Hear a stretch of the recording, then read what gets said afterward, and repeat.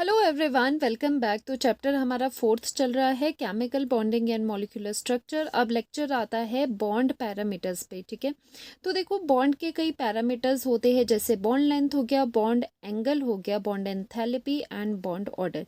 ये 4 पैरामीटर्स हम डिटेल में पढ़ने वाले हैं। अब इनका काम क्या होता है, इनकी हेल्प से हम मॉलिक्यूल का स्ट्रक्चर डिटरमाइन कर पाते हैं और मॉलिक्यूल के बारे में इंफॉर्मेशन रिवील करते हैं ये सब पैरामीटर्स। ठीक है, और क्वेश्चन भी काफ़ी बनते हैं इस टॉपिक पर से।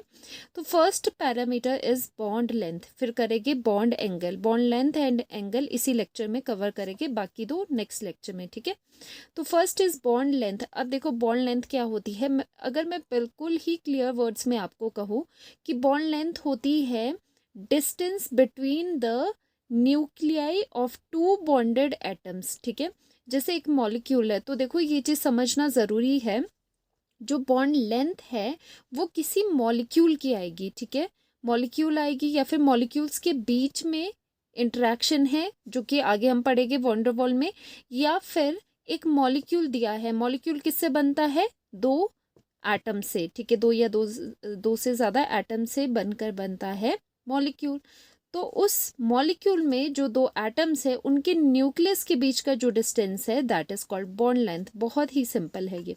अब देखो मैं यहाँ पर आपको समझाती हूँ। मान लो एक एटम हमने ए लिया है, ठीक है, फिर सेकंड एटम भी हमने सेम का ही लिया हुआ है। ठीक है, सेम भी ले सकते हो, डिफरेंट भी ले सकते हो। ठीक है, तो न्यूक्लियस पॉइंट करो, ये हो गया इस एटम का न्यूक्लियस जो कि सेंटर में है, दूसरे एटम का न्यूक्लियस हो गया ये। अब इनके बीच का जो इक्विलिब्रियम डिस्टेंस, दैट मीन्स इनके बीच का डिस्टेंस है, ठीक है, एटम्स के बीच का डिस्टेंस है, ये कहलाता है bond length. This is called bond length. बहुत ही सिंपल है।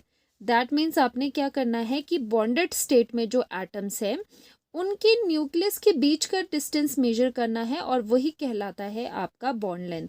सो डेफिनेशन क्या कहती है? It is defined as the equilibrium distance between the nuclei of two bonded atoms in a molecule।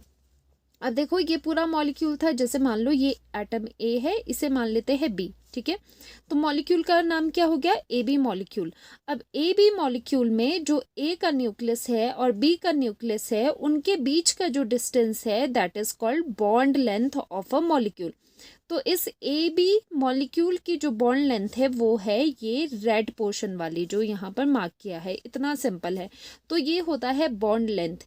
अब आप ध्यान से देखो कि अगर हम कोवलेंट मॉलिक्यूल्स की बात करते हैं, क्योंकि जर्नली इस चैप्टर में हम कोवलेंट मॉलिक्यूल्स को ही कवर करेंगे, ठीक है, मेजरली।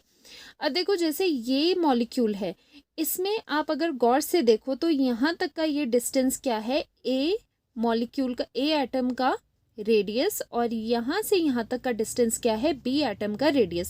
दैट मीन्स इसमें जो रेडियस होते हैं, एटॉमिक रेडियस होते हैं, वो काम आते हैं। तो आप नियरली इसको कैसे लिख सकते हो? इसका bond length is equals to radius of A plus radius of B. आप इस तरह से भी इसे लिख सकते हो कि दोनों एटम के रेडियस को अगर हम प्लस कर दे तो आ जाता है हमारा bond length of a molecule, अगर हम कोवलेंट कंपाउंड्स की बात करें। ठीक है, तो इस तरह से भी आप बोल सकते हो। तो यहाँ पर ये बात आती है कि जो ये रेडियस होते हैं ये इम्पॉर्टेंट है अगर आपने बॉन्ड लेंथ निकालनी है, क्योंकि जस्ट आपको क्या करना है, जैसे कोवलेंट मॉलिक्यूल्स में हम ए एटम का रेडियस और बी एटम के रेडियस को प्लस कर देते हैं और ये वाली लेंथ हमारे पास आ जाती है, which is equals to A B distance. ठीक है, इस पर्टिकुलर केस में वो आ जाता है ए बी डिस्टेंस। इसीलिए ये इम्पॉर्टेंट हो जाता है कि थोड़ा सा हम रेडियस के बारे में भी जाने। ठीक है, अब पहले बात करते हैं कोवलेंट मॉलिक्यूल्स की, ठीक है, या फिर जिनमें कोवलेंट बॉन्ड बन रहा है। तो आपको पता होगा कि कोवलेंट बॉन्ड कैसे बनता है? By the sharing of electrons. ठीक है, दोनों जो एटम्स होते हैं वो इलेक्ट्रॉन का शेयरिंग करते हैं और हमारे पास मिलता है कोवलेंट बॉन्ड। ओके, अब रेडियस पे बाद में आएगी, पहले मैं आपको बता देती हूँ कि कोवलेंट मॉलिक्यूल्स में बॉन्ड लेंथ कैसे आप डिफाइन करते हो। वैसे ही सेम है। अब हम सेम एटम्स का लेते हैं, ठीक है, मोनोटॉमिक मॉलिक्यूल्स या फिर एटम्स का ले लेते हैं जिसमें सेम एटम है। जैसे कि यहाँ पर आपने क्या, यहाँ पे ए है और दूसरा भी आपने एटम लिया है ए, ये ए है और ये भी ए है, सेम एटम वाले लिए। ठीक है, तो यहाँ पर देखो यहाँ पर हो गया इसका न्यूक्लियस, ये हो गया इसका न्यूक्लियस, और इसमें जो बॉन्ड लेंथ है वो कहाँ से आएगी, अगर हम यहाँ से एक लाइन ड्रॉ करें, ठीक है, सो दैट हमारे पास एक सही सा डिस्टेंस आ जाए, तो इन दोनों के बीच का जो डिस्टेंस है तो ये कहलाता है इसकी बॉन्ड लेंथ, ठीक है, तो ये कहलाता है इसकी बॉन्ड लेंथ। और अगर आपको इसे आर ए मान ले, रेडियस ऑफ ए एटम, और इसे भी रेडियस ऑफ ए एटम मान ले, तो इस केस में बॉन्ड लेंथ क्या हो जाएगी, इस केस में bond length is equals to radius of A plus radius of A, क्योंकि ये है सेम एटम्स। अगर हम डिफरेंट कर ले, क्योंकि साइज भी तो बड़े छोटे हो सकते हैं, तो यहाँ पर देखो ये छोटा साइज का है और इसके साथ मान लो कि एटम बी है, this is atom A and this is atom B, इनके साइजेस अलग है दोनों के। अब इसका न्यूक्लियस ये हो गया, इसका न्यूक्लियस ये हो गया, और हमने क्या करा है कि बॉन्ड लेंथ क्या होती है, न्यूक्लियस के बीच का distance is called bond length, तो ये आ जाती है बॉन्ड लेंथ, ठीक है। तो ये है आपकी bond length, this red line is our bond length, ठीक है। अब इसे कैसे करेंगे, अब ये यहाँ से यहाँ तक क्या हो गया, रेडियस ऑफ बी, और ये हो गया radius of A. So in this case bond length will be equal to radius of A atom plus radius of B atom. तो इनके रेडियस को अगर आप प्लस करोगे तो आपको ए बी मॉलिक्यूल की पूरी क्या आ जाती है, बॉन्ड लेंथ निकल करके आ जाती है, ठीक है। तो इसका मतलब कि जो बॉन्ड लेंथ है, bond length is directly proportional to atomic radii. हम लिख सकते हैं क्या, सोचो ज़रा, atomic radius, bond length is directly proportional to atomic radius. इसे आप इस तरह से समझ सकते हो कि अगर मान लो कि कोई छोटा एटम है, ठीक है, अगर एटॉमिक रेडियस छोटा है तो जब वो बॉन्ड बनाएगा तो उसकी बॉन्ड लेंथ में जो कंट्रीब्यूशन होगा वो भी कम होगा। जैसे यहाँ पर देख लो, यहाँ पर तो दोनों के एटम्स के सेम थे साइज, ठीक है, यहाँ पर ए का साइज छोटा है, बी का साइज बड़ा है, तो पूरी बॉन्ड लेंथ में कंट्रीब्यूशन किसका ज़्यादा है, बी का ज़्यादा है, क्योंकि बी का साइज बड़ा है। इसीलिए लिख लिया कि bond length is directly proportional to atomic radius, जिसका जितना ज़्यादा रेडियस होगा वो बॉन्ड लेंथ में उतना ज़्यादा कंट्रीब्यूट करेगा, उतनी ही बॉन्ड लेंथ इंक्रीज होती है, ठीक है। तो ये सिंपल सी चीज़ थी। ये बात हमने करी कोवलेंट मॉलिक्यूल्स की, जो कि एक सिंपल केस है, ठीक है। अब यहाँ पर नई चीज़ आपके लिए आ जाती है वॉन डर वाल्स रेडियस, या फिर आप कह सकते हो वॉन डर वाल फोर्स। अब देखो वॉन डर वाल रेडियस या फिर वॉन डर वाल इंटरेक्शन जहाँ पर है वहाँ पर बॉन्ड लेंथ किस तरह से निकालते हैं ये समझ लेते हैं पहले, ठीक है। डेफिनेशन हम बाद में पढ़ेंगे, चलो इसकी भी डेफिनेशन एक बार कर लेते हैं कि कोवलेंट रेडियस की ये वाली डेफिनेशन है, ठीक है। और ये किस केस के लिए है, जब हम सेम एटम्स ले रहे हैं, ठीक है, सेम एटम वाले मॉलिक्यूल को ले रहे हैं। So radius is atomic covalent radius is half the distance between the nuclei of similar atoms which are joined by a covalent bond. अब कोवलेंट रेडियस कहाँ पर होगा, जहाँ पर कोवलेंट बॉन्ड बन रहा है, जैसे कि यहाँ पर कोवलेंट बॉन्ड बन रहा है, इस केस में कोवलेंट रेडियस क्या होगा, half the distance between the nuclei of the similar atoms. ये जो डिस्टेंस है इसका आप हाफ कर दो, दैट मीन्स बॉन्ड लेंथ को हाफ कर दो, तो आपके पास आ जाता है कोवलेंट रेडियस, ठीक है, सिंपल सी बात है। अब देखो वॉन डर वाल रेडियस को मैं डेफिनेशन बाद में करेंगे, पहले मैं इजीली आपको समझाती हूँ क्या कहना चाह रही हूँ यहाँ पर। अब देखो सबसे पहली बात, जो ये वॉन डर वाल रेडियस या वॉन डर वाल इंटरेक्शन आती है वो कहाँ पर आती है, वो आती है if molecules are bonded by van der Waals force, ठीक है, तभी क्या आता है, वॉन डर वाल रेडियस की बात आती है, फोर्स। अब ये क्या होती है, जैसे देखो जैसे कोवलेंट बॉन्ड बन रहा है वैसे ही ये वॉन डर वाल इंटरेक्शन होती है, जनरली ये किस में होती है, मॉलिक्यूल्स में होती है, ठीक है। तो एग्जाम्पल के लिए जो नोबल गैसेस होती है उनमें क्या होती है, वॉन डर वाल इंटरेक्शन होती है, ठीक है। अब ये क्या इंटरेक्शन है, इनके अकॉर्डिंग जैसे कि मान लो कि एक मॉलिक्यूल हमने ये वाला लिया है, ठीक है, ये क्या है, मॉलिक्यूल है, और यहाँ पे बीच में बॉन्ड बन रहा है, कोवलेंट बॉन्ड, ठीक है। जैसे हम F2 का केस ले लेते हैं, तो ये F2 का एक मॉलिक्यूल है और उसी तरह का F2 का दूसरा हमने मॉलिक्यूल ले लिया, ठीक है, सेम वाला है, ये भी फ्लोरीन मॉलिक्यूल है, ये वाला भी फ्लोरीन मॉलिक्यूल है।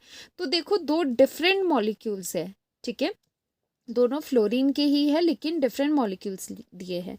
अब ये वॉन्डरवॉल इंटरेक्शन कहाँ होती है, बिटवीन द मॉलिक्यूल्स है। ये एक यूनिट है, ये दूसरा यूनिट है। अब इनके बीच में क्या होगा, इनके बीच में इंटरेक्शन होगी या फिर एक फोर्स होगी जिसकी वजह से ये आपस में जुड़े होंगे, and this is called van der Waals force. ठीक है, मैं शॉर्ट में लिखती हूँ, this is the van der Waal force. ये फोर्स की बात करी गई है यहाँ पर। ठीक है, अब ऐसे केसेस में जहाँ पर वॉन्डरवॉल इंटरेक्शन है, उन केसेस में बॉन्ड लेंथ कैसे निकालते हैं या फिर वॉन्डरवॉल रेडियस कैसे निकालते हैं। तो देखो, इनमें आप क्या करोगे, आप डिस्टेंस देखोगे between two similar atoms in different molecules. मतलब इस मॉलिक्यूल का एक एटम पकड़ो, दैट मीन्स ये ले लिया, और दूसरे मॉलिक्यूल का एक एटम देख लो, ये वाला एटम है। उनके बीच का जो डिस्टेंस है, उन दोनों एटम के जो न्यूक्लियस है, क्योंकि इसका न्यूक्लियस ये है, इसका ये वाला है, इन दोनों के बीच का जो डिस्टेंस होता है, ये कहलाती है इसकी बॉन्ड लेंथ। ठीक है, तो इसको आप कहोगे यहाँ पर बॉन्ड लेंथ। ठीक है, this is called bond length. और इसका अगर आप हाफ कर दोगे, ठीक है, मान लो ये ए है और ये बी पॉइंट है, ये पॉइंट्स मैंने डिफाइन किए हैं, तो यहाँ पर आपके पास अगर रेडियस, वॉन्डरवॉल रेडियस मैं यहाँ पर लिखूँ इस पूरे मॉलिक्यूल का, F2 मॉलिक्यूल का, दो F2 मॉलिक्यूल्स के बीच में वॉन्डरवॉल इंट्रैक्शन है, और उनका जो वॉन्डरवॉल रेडियस है वो कैसे आता है, ए बी डिस्टेंस, जो ये ए से बी तक का डिस्टेंस है वो डिवाइडेड बाय 2। तो वॉन्डरवॉल रेडियस आ गया। और बॉन्ड लेंथ कैसे निकलती है, ए बी डिस्टेंस। ठीक है, लेंथ होगी ए टू बी, और जो इंट्रैक्शन जिसकी वजह से ये दोनों फ्लोरीन मॉलिक्यूल या फिर कोई और भी एग्जाम्पल आप ले सकते हो, वो एक दूसरे के पास है, उस इंट्रैक्शन को कहते हैं van der Waals interaction. And van der Waals interactions कहाँ पर होती है, मॉलिक्यूल्स के बीच में होती है। जैसे यहाँ पर एग्जाम्पल के लिए हमने कोई नोबल गैस ली है, जैसे फ्लोरीन यहाँ पर ले ली है, फ्लोरीन ये है एफ, ये है एफ, और ये दोनों भी फ्लोरीन के एटम्स है। ठीक है, तो आ जाता है यहाँ पर van der Waal interaction, and bond length आ जाती है distance between the similar atoms of different molecules. ठीक है, आई होप ये क्लियर हो गया होगा आपको वॉन्डरवॉल रेडियस। अब एक छोटा सा पोर्शन ये भी है आयनिक रेडियस का। ठीक है, वैसे आपकी एनसीईआरटी में गिवन नहीं है, पर फिर भी मैं बता देती हूँ क्योंकि हम ये टॉपिक कवर कर रहे हैं तो सभी पॉइंट्स कवर करेंगे।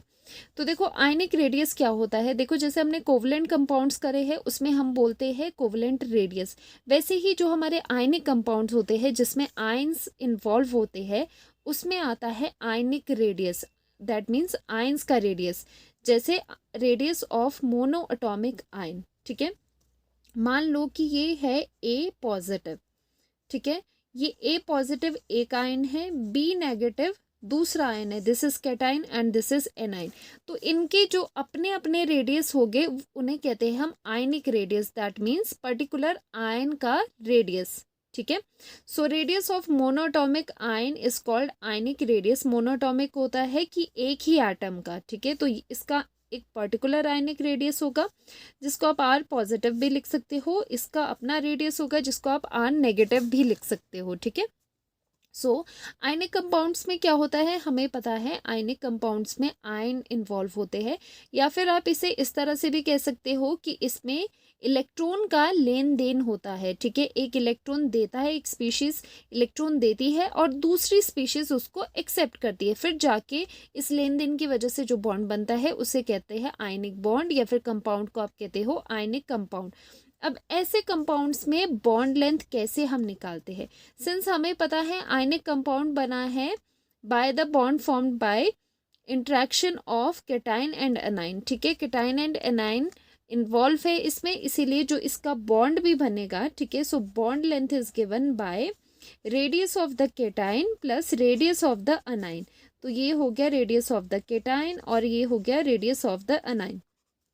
ठीक है, तो इनके रेडियस को जब आप सम करोगे तो आपके पास नियरली मिल जाएगा bond length of that ionic compound, क्योंकि इसमें आयंस इन्वॉल्व है। ठीक है, अब हम आयन की बात कर रहे हैं तो एक और पॉइंट मैं आपको यहाँ पर बता देती हूँ, हमेशा एक चीज ध्यान रखना, मान लो कि एटम आपके पास ए है। ठीक है, ये एक एटम है, नॉट आयन। ठीक है, आयन कब बनता है, जब एक्स्ट्रा इलेक्ट्रॉन आ जाता है या फिर इलेक्ट्रॉन चले जाता है। ठीक है, तो ये एक एटम है। ठीक है, इससे मान लो आपने एक इलेक्ट्रॉन निकाल दिया, इलेक्ट्रॉन निकालने से बन जाता है ए पॉजिटिव, तो ये आयन बन गया। दैट मीन्स ये ए का बन गया केटाइन, पॉजिटिव चार्ज। अब अगर हम साइज की बात करें या फिर आयनिक रेडियस की बात करें, तो इसका जो रेडियस होगा वो कम होगा। केटाइन का रेडियस हमेशा अपने पेरेंट से कम होता है। और अगर हम बात करें एनाइन की, जैसे मान लो ये है बी, ठीक है, ये है बी, इसमें मैंने एक एक्स्ट्रा इलेक्ट्रॉन दे दिया। एक्स्ट्रा इलेक्ट्रॉन देने पे क्या आ गया इसमें, बी नेगेटिव। अगर दोनों के आप साइजेस कंपेयर करोगे, जो अनाइन होते हैं उनके साइज बिगर होते हैं एज कंपेयर टू पेरेंट। ये क्या है, ये इसका पेरेंट है क्योंकि ये इससे बना है, और ए पॉजिटिव का पेरेंट हो गया ये, ठीक है।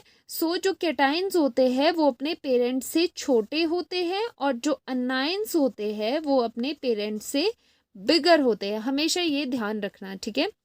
अगर आपको रीज़न जानना है कि रीज़न क्यों होता है, वो भी मैं शॉर्ट में बताती हूँ। वैसे ये 3rd चैप्टर के कंसेप्ट है। क्या होता है देखो, जब आप यहाँ पर एक इलेक्ट्रॉन निकाल रहे हो, ठीक है, मान लो ये न्यूक्लियस है, न्यूक्लियस के चारों तरफ क्या है, इलेक्ट्रॉन्स है, ठीक है, इलेक्ट्रॉन्स है, और आप क्या कर रहे हो, एक इलेक्ट्रॉन निकाल रहे हो। जब आप एक इलेक्ट्रॉन निकाल रहे हो तो वो जो न्यूक्लियस का पार है, न्यूक्लियस को अब कम इलेक्ट्रॉन्स को होल्ड करना होगा। या फिर आप ये कह सकते हो जो जेड इफेक्टिव है, जेड इफेक्टिव होता है इफेक्टिव न्यूक्लियर चार्ज, न्यूक्लियस का चार्ज, न्यूक्लियस का वो चार्ज जिसकी वजह से, जिसके इन्फ्लुएंस की वजह से वो होल्ड करके रखता है बाहर के इलेक्ट्रॉन्स को। अब देखो एक इलेक्ट्रॉन हमने यहाँ से आउट कर दिया, ठीक है, इलेक्ट्रॉन को हमने आउट कर दिया, तो जो न्यूक्लियस है उसको सिर्फ 3 इलेक्ट्रॉन्स को ही होल्ड करना होगा। दैट मीन्स जो उसका इफेक्टिव न्यूक्लियर चार्ज है वो यहाँ पर बढ़ रहा है। इसकी वजह से क्या हो जाता है, जो आपका आयन है, ये केटाइन है, वो श्रिंक हो जाता है। क्योंकि देखो अगर पकड़ ज़्यादा होगी तो इस तरह से न्यूक्लियस खींचेगा बाहर की शेल्स को, और वो कॉन्ट्रैक्ट हो जाएगा साइज। इसीलिए जो केटाइन्स होते हैं वो अपने पेरेंट से हमेशा ही क्या होते हैं, साइज में कम होते हैं, क्योंकि इफेक्टिव न्यूक्लियर चार्ज वहाँ पर ज़्यादा होता है, ठीक है। अब अगर हम एनाइन की बात करें, एनाइन में क्या हो रहा है, एनाइन में एक्स्ट्रा इलेक्ट्रॉन आ रहा है। जैसे यहाँ पर न्यूक्लियस है, ठीक है, मान लो 3 इलेक्ट्रॉन की बात की थी, 1 2 3, अब यहाँ पर 4th भी था। अब क्या हो गया, एक्स्ट्रा इलेक्ट्रॉन आ गया, ये आ गया इन, ये एक्स्ट्रा इलेक्ट्रॉन बाहर से आया है।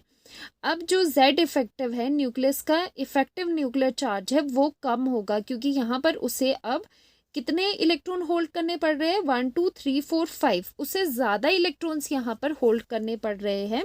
उसकी वजह से जेड इफेक्टिवनेस है जो न्यूक्लियर चार्ज की, वो डिक्रीज हो जाएगी, इतना इफेक्टिव नहीं रहेगा। और दूसरी जो रीज़न आता है, दूसरा रीज़न वो होता है इलेक्ट्रॉन इलेक्ट्रॉन रिपल्शन का, ठीक है। अब देखो एक्स्ट्रा इलेक्ट्रॉन अंदर आ रहा है, तो जो ऑलरेडी पहले से इलेक्ट्रॉन्स है उनके बीच में भी तो रिपल्शन होगा, ठीक है।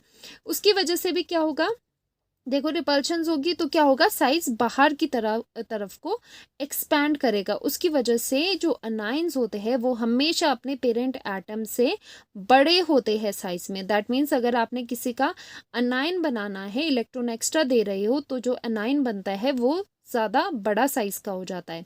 और अगर आप केटाइन बनाते हो तो वो क्या होता है, इफेक्टिव न्यूक्लियर चार्ज ज़्यादा होने की वजह से वो थोड़ा श्रिंक कर जाता है, वो थोड़ा छोटा साइज का होता है। तो ये एक बेसिक सी चीज़ थी।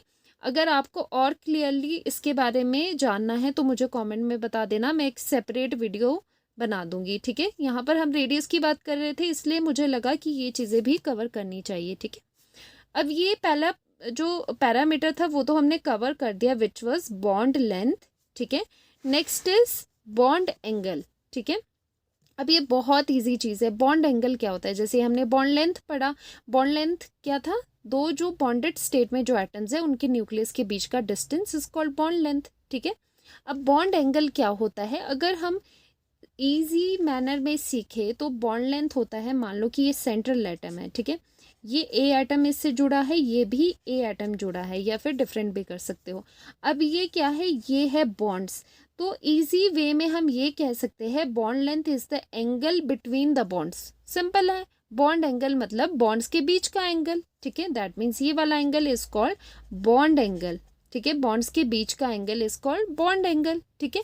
लेकिन और अगर डीप आपने डेफिनेशन इसकी करनी है जो कि एनसीईआरटी में भी गिवन है, तो वो मैंने यहाँ पर कवर करवाई है। तो क्या होता है, angle between the orbitals containing bonding electron pairs around the central atom in a molecule or in complex ion। ठीक है, तो ये क्या है जो मैंने आपको पहले कहा था, बॉन्ड एंगल होता है एंगल बिटवीन द बॉन्ड्स। ठीक है, उसी को थोड़ा सा इन्होंने घुमा करके यहाँ पर लिखा है, तो कुछ नहीं है, सिंपल सी चीज़ है। अब देखो इन्होंने क्या कहा है, एंगल बिटवीन द ऑर्बिटल्स, इन्होंने बॉन्ड नहीं लिखा है यहाँ पर, यहाँ लिखा है एंगल बिटवीन द ऑर्बिटल्स। अब ऑर्बिटल्स क्या होते हैं, ऑर्बिटल की वजह से ही तो बॉन्ड बनता है। ठीक है, अब देखो एक चीज समझना, जैसे ये वाला बॉन्ड और ये वाला बॉन्ड है, बॉन्ड किसकी वजह से बनता है, इलेक्ट्रॉन की वजह से, और इलेक्ट्रॉन कहाँ होता है, ऑर्बिटल्स में होते हैं। तो यहाँ पर क्या होते हैं, बॉन्ड में होते हैं बॉन्डिंग इलेक्ट्रॉन्स। ठीक है, नाम दे दिया गया, जिनकी वजह से बॉन्ड बनता है उनको कहते हैं बॉन्डिंग इलेक्ट्रॉन्स। तो ये रेड वाले हैं यहाँ पर बॉन्डिंग इलेक्ट्रॉन्स, जो काइंड ऑफ यहाँ पर ऑर्बिटल्स में प्रेजेंट है। ठीक है, तो यहाँ डेफिनेशन में बोल दिया, angle between the orbitals containing bonding electron pairs around the central atom, जो कि कहाँ है, ये सेंट्रल एटम है उसके अराउंड है। तो सिंपल सी डेफिनेशन आ गई, angle between the orbitals, orbitals के बीच का वो एंगल जिसमें क्या होते हैं, बॉन्डिंग इलेक्ट्रॉन्स प्रेजेंट होते हैं जिन ऑर्बिटल्स में, उनके बीच का जो एंगल होता है that is called bond angle. ठीक है, तो ये सिंपल सी डेफिनेशन को थोड़ा सा एनसीईआरटी में घुमा के बताया है, तो इसमें ज़्यादा कंफ्यूज नहीं होना है, क्योंकि जो इलेक्ट्रॉन होते हैं, इलेक्ट्रॉन्स की वजह से ही बनता है बॉन्ड, और इलेक्ट्रॉन कहाँ होते हैं, इलेक्ट्रॉन प्रेजेंट होते हैं ऑर्बिटल्स में। तो ये कह लो कि bond between the angle between the bonds कह लो, या फिर एंगल बिटवीन द ऑर्बिटल्स कह लो, वो एक ही चीज़ है। ठीक है, तो ये डेफिनेशन होगी बॉन्ड एंगल की।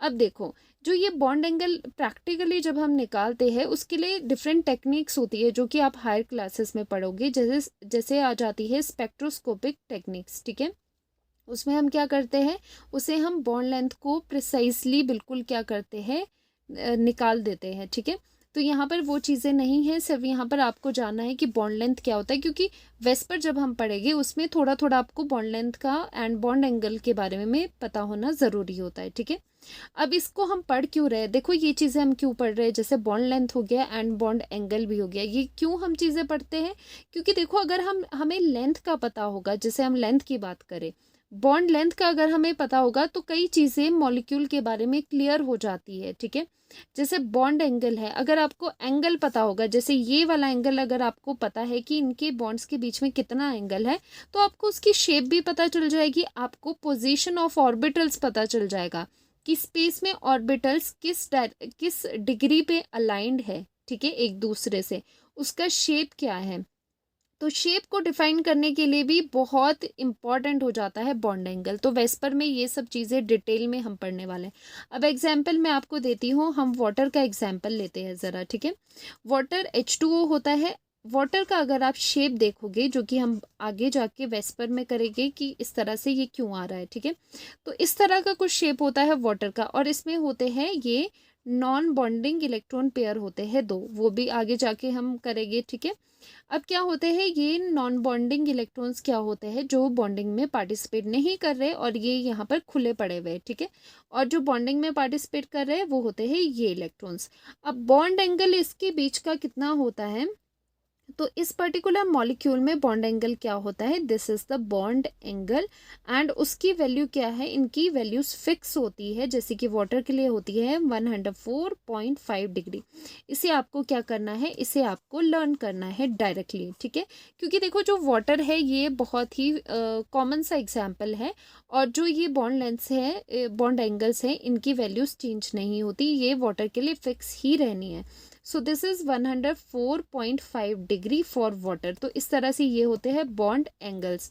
अगर मैं एक एग्जांपल आपको इस तरह से दूं, ये बी है, ये ए एटम लगे हैं, ये एक लीनियर मॉलिक्यूल है। ठीक है, इसमें बताओ बॉन्ड लेंथ कितना होगा, बॉन्ड एंगल कितना होगा।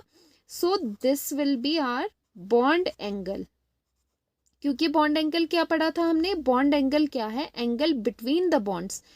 ठीक है, कौन से बॉन्ड्स, जो कि कनेक्टेड है टू द सेंट्रल एटम, तो सेंट्रल एटम इज बी, और इसके साथ जो कनेक्टेड बॉन्ड्स है वो है ए बी और ए बी, इनके बीच का जो बॉन्ड है that is called bond angle.